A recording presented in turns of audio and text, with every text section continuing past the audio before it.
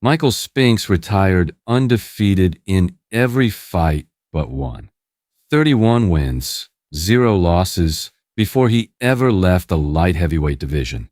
An Olympic gold medalist in 1976.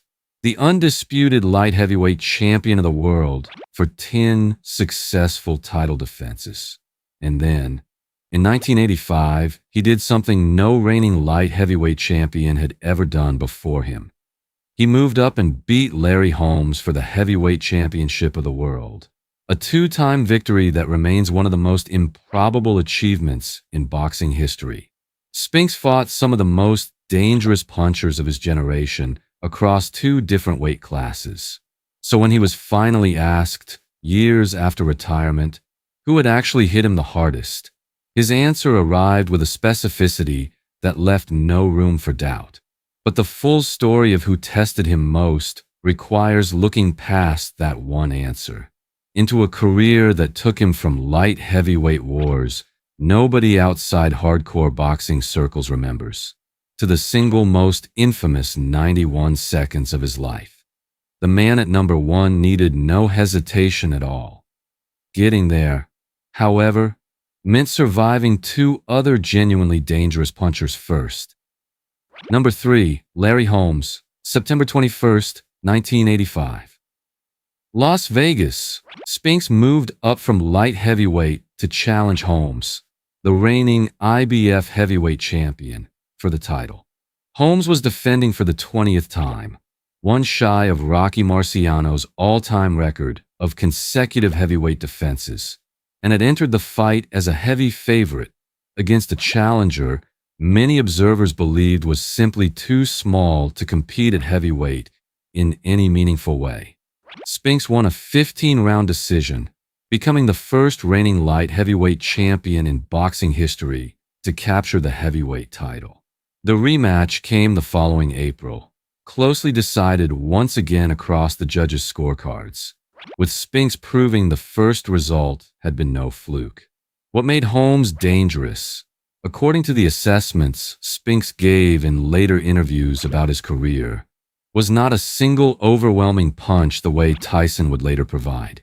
It was the accumulated pressure of a heavyweight who simply never stopped coming forward, round after round, backed by a right hand that had ended Ken Norton's championship reign in one of the greatest fights in heavyweight history, and had carried Holmes through 20 consecutive successful title defenses.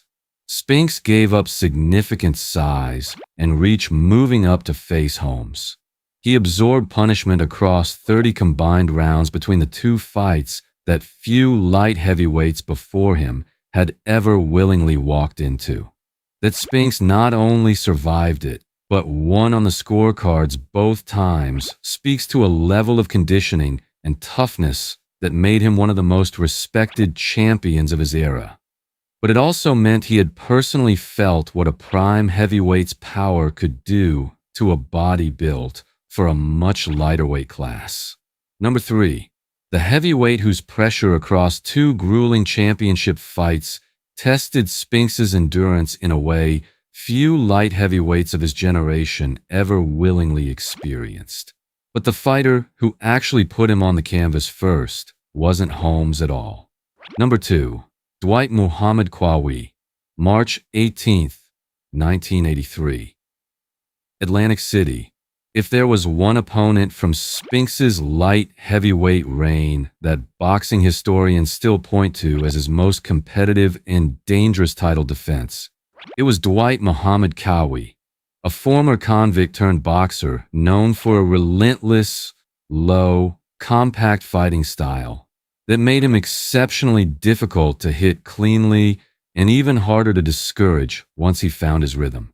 Spinks took a surprisingly technical approach in the early rounds, using movement and jabs to control the first half of the fight, while Qawi, in his typical style, charged forward looking for the opening that would let his power take over.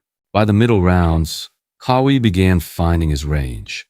In round 8, Spinks went down twice, the second knockdown officially credited to Qawi, forcing an 8 count from referee Larry Hazard, and marking the first fall of Spinks's professional career at that point. Qawi staggered Spinks again late in round 14, coming close to ending the fight in the championship rounds against a challenger many had expected to be overwhelmed much earlier.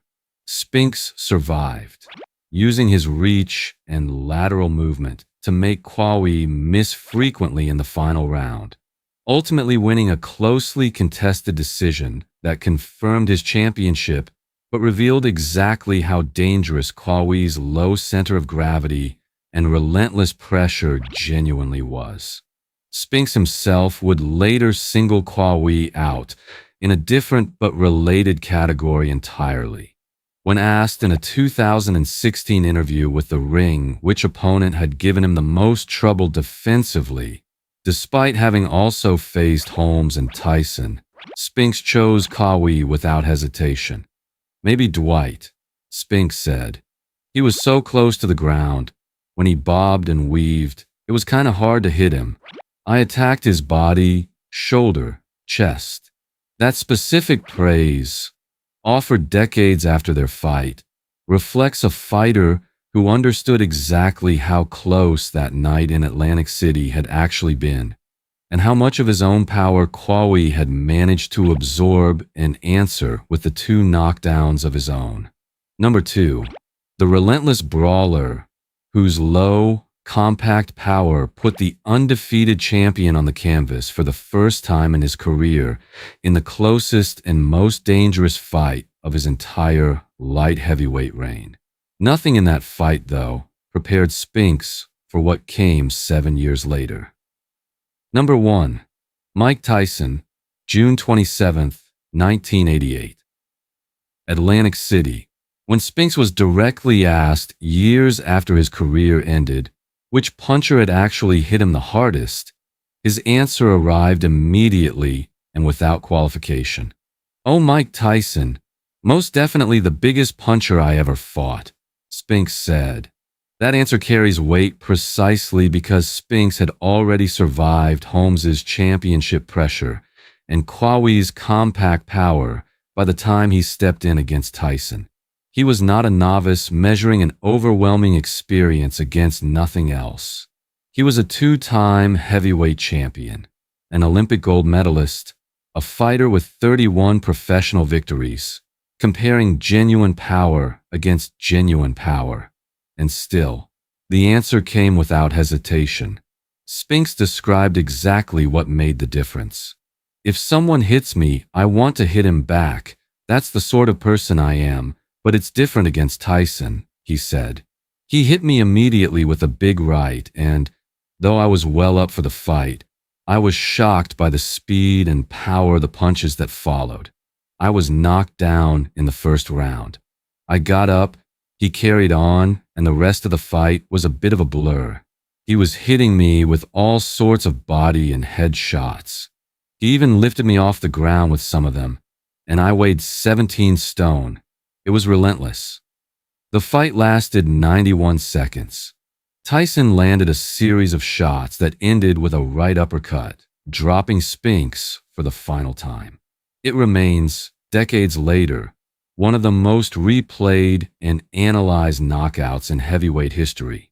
The moment that confirmed Tyson as the most feared heavyweight on the planet and closed out Spinks's professional career entirely. The only defeat of his 50-fight career coming against the single hardest puncher he ever faced. Tyson himself, reflecting on his own power years after his career ended, offered a specific explanation that aligns precisely with what Spinks described experiencing. "I was blessed with speed and a good punch," Tyson said. "Everybody thinks I'm the hardest puncher ever, but I just think I was really fast, and my punches got to the target faster. That's what made my knockouts always seem spectacular." Spinks's own account, the punches arriving faster than he could process, the fight becoming a blur after the first knockdown, confirms exactly the combination Tyson was describing from his own side of the equation. Number 1, not simply because Tyson knocked him out, because a 2-time champion who had absorbed championship-level pressure from Holmes and dangerous power from Qawi still describe the difference against Tyson as immediate, overwhelming, and unlike anything else he had experienced across an entire professional career. Michael Spinks retired with a professional record of 31 wins and 1 loss, a career that included 10 successful light heavyweight title defenses and a 2-time victory over Larry Holmes that made him the first reigning light heavyweight champion in history to capture the heavyweight crown. He was inducted into the International Boxing Hall of Fame, and BoxRec and the International Boxing Research Organization both rank him among the 10 greatest light heavyweights the sport has ever produced. Larry Holmes, whose relentless pressure across 30 championship rounds tested Spinks's endurance at a weight class that was never naturally his own. A heavyweight who had already carried the IBF title through 20 consecutive defenses before Spinks ever climbed through the ropes against him. Dwight Muhammad Qawi, whose compact power put the undefeated champion on the canvas for the first time in his career and nearly changed the outcome of the closest fight of his light heavyweight reign. A fighter Spinks still praised specifically decades later for how difficult he had genuinely been to solve. And Mike Tyson at number 1. The answer Spinks gave without a single moment of hesitation. The fighter whose speed and power ended his career in 91 seconds and left him unable to fully remember most of what happened after the opening exchange. Spinks never fought again after that night in Atlantic City. He walked away from boxing with his health, his legacy, and an answer to a question that boxing fans would keep asking him for the rest of his life.